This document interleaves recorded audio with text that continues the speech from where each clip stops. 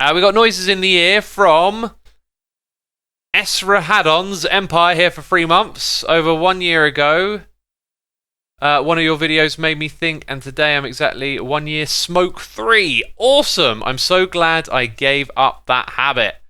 That's terrific. So glad to hear it. Well done, dude. Well done, dude. Keep on keeping on, you know.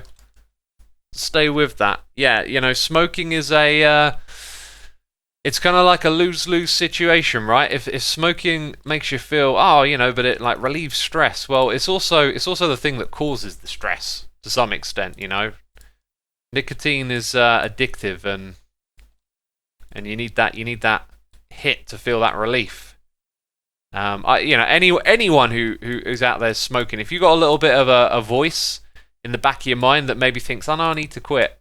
Like, listen to that voice, empower it, follow it. Yeah, it kind of sucks to have to give up stuff and go through the hard, you know, battles with willpower and all of that. But that's what makes you stronger in more ways than just quitting smoking. And you know, smoking's one of those ones that's pretty detrimental to your health. There's no upside to smoking, really. Maurice says smoking is the most disgusting thing ever. You could probably think of something more disgusting, you know, like smoking in a dump.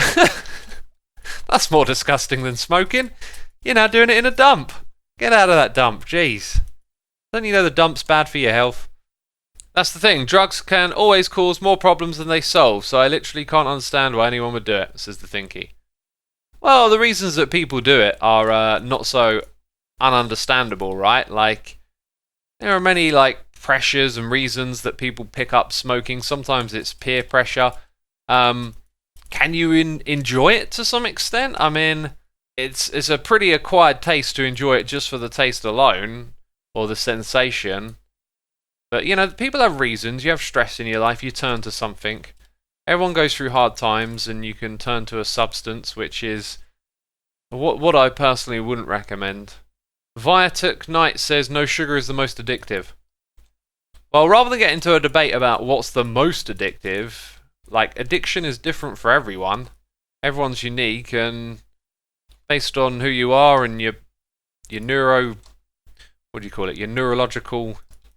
wiring, or your physiological wiring, you know, different things will affect you in different ways. So a lot of people have problems with sugar. Some people it's smoke, it's drugs. There's all sorts of things. Drugs are often a coping mechanism, says isn't a number. Yeah, that's you know, that's another way of wording it. It's a coping mechanism, right? Cats, it says sugar is not that addictive. I believe the science is out on sugar. It's, you know, addiction can be mental, it can be physical. There's enough going on with sugar that it can be a problem for people, right? The problem is it's all kind of like disguised and wrapped up in food, and you need to eat food every day to live. So if you're eating sugary foods every day, it can kind of like, you can be unaware of it. You can be not realizing how much sugary stuff you're consuming sometimes. This chat has become a bummer because of drugs, says Bad Cat Boys. Why's it got to be a bummer? We can talk about these sorts of things. Personally, I think listening to stuff like this is like the ability to think about things and to pay attention to what's going on in the world. Does that even make much sense? I'm not sure. That Keel says, my parents think carbs are evil. Yeah, there's a little bit of that out there, isn't there? You know, no carb diets. There's a heck of a lot of mixed opinions. Here's what I would say based on what I've learned. You know, I mean, carrots and potatoes are nothing but carbs, and they certainly don't seem to be bad, right? It's the sugary carbs, the additive stuff you kind of want to watch out for. It's never as simple as just like one thing is bad, is it? It's never that simple. It's always you know, more complicated and nuanced, and, you know, based on personal preferences as well. Some people really respond to like not eating carbs or eating a lot of carbs. I've tried both. I'm really quite flexible. I try and keep it balanced. I try and get more fat in than carbs if I can. But the carbs that I do eat, I try and prioritize eating, you know, vegetables and stuff with a lot of nutrition in. But really, I kind of get away with it. I just, unless I'm fasting, unless I'm cutting, like I really don't need to pay attention to the amount of carbs or fat. It works both ways for me. It just works. Dopamine is the most addictive. All drugs make sure you get dopamine. Says someone in chat, and that's going off the screen. Why do I always read from the top? Yeah, and I guess sugar is linked to dopamine as well, right? NJW says, I always say I hate soda and everyone gets mad at me. What are your thoughts on drinking soda? Don't drink it at all. I'll have, like, rarely I'll have, like, a root beer or a ginger beer. But they're like the low sugar ones as well. So the root beer that I had, I looked up how much sugar was in it, and it's 11 grams. And that was, like, one of the lower ones.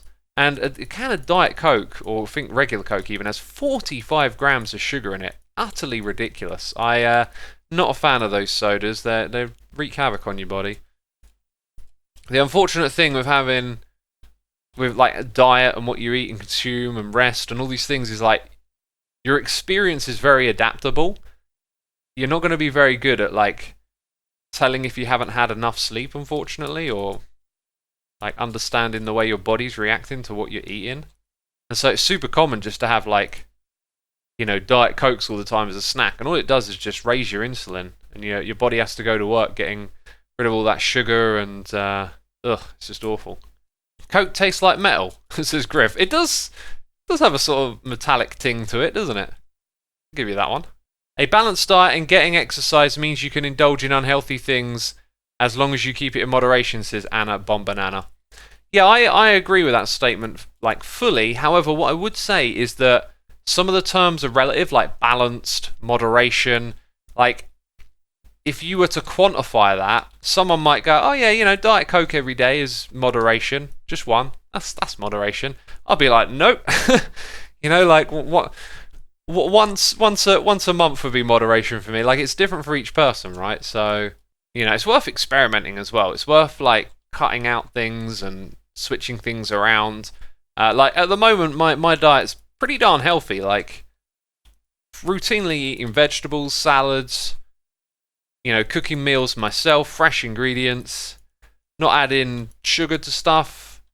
You know, the things that I consume that I myself have not cooked are often on the, you know, lower sugar, healthier side anyway. But, you know, in the past, like, it used to be like 0 takeaways and massive bowls of vegetables, and like I felt like I was allergic to anything that had sugar in it. You know, like I was so conscious it was like I'm not going to eat anything that looks remotely healthy. And then like, you know, getting deep into being healthier and fitter, like you can kind of relent on some of that stuff. But yeah, like I guess what I'm saying is I've done that extreme, right? Like I've gone to that kind of like literally hardly ever eating anything I would consider remotely unhealthy. And yeah, these days I'm far more relaxed, but still, for the most part, pretty darn healthy.